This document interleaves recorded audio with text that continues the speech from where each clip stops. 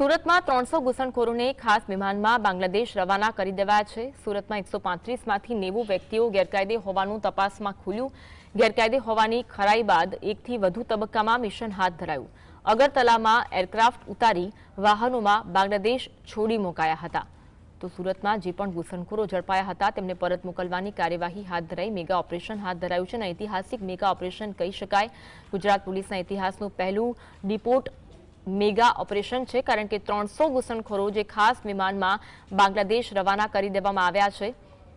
भारत पाकिस्तान वच्चे तणाव बाद गुजरात सरकार द्वारा जे आदेश आपवामां आव्या हता कि गुजरात में जे पण स्थळे घुसणखोरी करीने बांग्लादेशीओए करी छे ते तमाम लोकोने झड़पी लेवामां आवे ने तमामना डॉक्यूमेंट पण वेरीफाई करवामां आवे।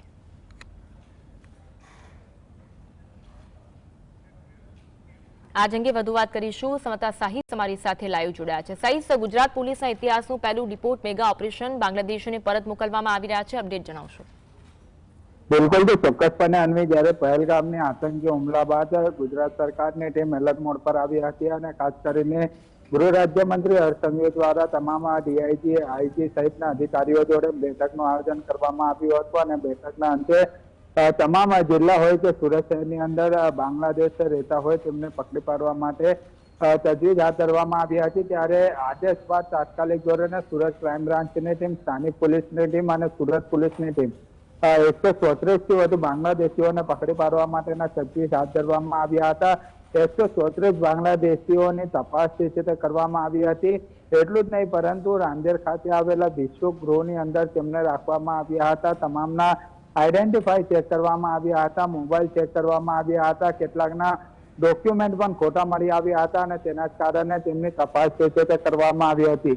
134 માંથી 90 બાંગ્લાદેશીઓને તેમને જે પ્લેન મારફતે રવાના કરવામાં આવ્યા છે। એટલે કે કહી શકાય કે ગુજરાતનું સૌથી મોટું પહેલું આ મેગા ઓપરેશન કહી શકાય અને ખાસ કરીને 300 જેટલા એટલે કે સુરત, અમદાવાદ, રાજકોટ સહિત અલગ અલગ જે બાંગ્લાદેશીઓને પકડી પાડવામાં આવ્યા હતા તેમાં કુલ 300 બાંગ્લાદેશીઓને પરત મોકલવાની કામગીરી પોલીસ દ્વારા હાથ ધરવામાં આવી રહી છે। ત્યારે સુરત પોલીસની વાત કરવામાં આવે તો 134 માંથી 90 જે બાંગ્લાદેશીઓ હતા તેમને પરત જે છે તે પ્લેન મારફતે મોકલવામાં આવ્યા છે। આ કાર્યવાહી હજુ પણ યથાવત છે અને અલગ અલગ વિસ્તારોની અંદર કામગીરી કરવામાં આવી રહી છે, જેમ કે વધારે સંવેદનશીલ વિસ્તાર હોય, ઊન પાટિયા વિસ્તાર હોય, સચિન વિસ્તાર હોય, સચિન જીઆઈડીસી ઇન્ડસ્ટ્રીયલ એરિયાની અંદર બાંગ્લાદેશીઓ કામ અર્થે આવતા હોય છે, ત્યારે ત્યાં પણ ચેકિંગ કરવામાં આવી રહી છે અને જો કોઈ પણ બાંગ્લાદેશીઓ હજુ પણ પકડાશે તો તેની સામે પણ કડક કાર્યવાહી કરવા માટેની તજવીજ હાથ ધરવામાં આવી રહી છે। જી, હજુ પણ અલગ અલગ વિસ્તારમાં સુરતમાં ઓપરેશન હાથ ધરાઈ રહ્યું છે। શું પૂછપરછ થઈ રહી છે અને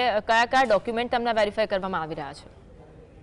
બિલકુલ થી આધાર કાર્ડ, પાન કાર્ડ સહિતના અલગ અલગ તેમના ડોક્યુમેન્ટ ચકાસવામાં આવી રહ્યા છે। ખાસ કરીને જ્યારે સુરત પોલીસની ક્રાઇમ બ્રાન્ચ, એસઓજી, પીસીબીની ટીમ દ્વારા જ્યારે મેગા સર્ચ ઓપરેશન કર્યું હતું, 134 બાંગ્લાદેશીઓને પકડી પાડવામાં આવ્યા હતા અને તે જ દિવસે તાત્કાલિક ગૃહમંત્રી દ્વારા સુરત પોલીસ કમિશનર કચેરી ખાતે બેઠકનું આયોજન કરવામાં આવ્યું હતું।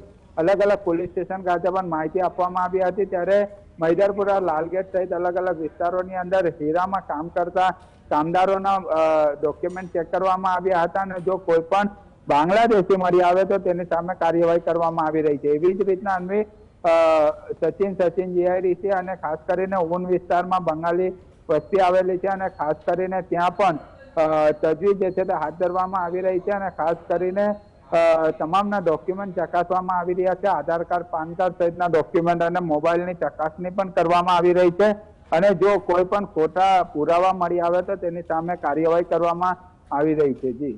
જી, આભાર સાહિસ જોડાવા માટે અને માહિતી આપવા માટે। તો જે રીતે સુરતમાં ખાસ કરીને ઘુસણખોરો બાંગ્લાદેશીઓ જે ધરપકડ થઈ છે તે લોકોને પરત મોકલવાની કાર્યવાહી કરવામાં આવી રહી છે અને કડક કાર્યવાહી હાથ ધરાઈ છે। અલગ અલગ વિસ્તારોમાં હજુ પણ તપાસ યથાવત છે।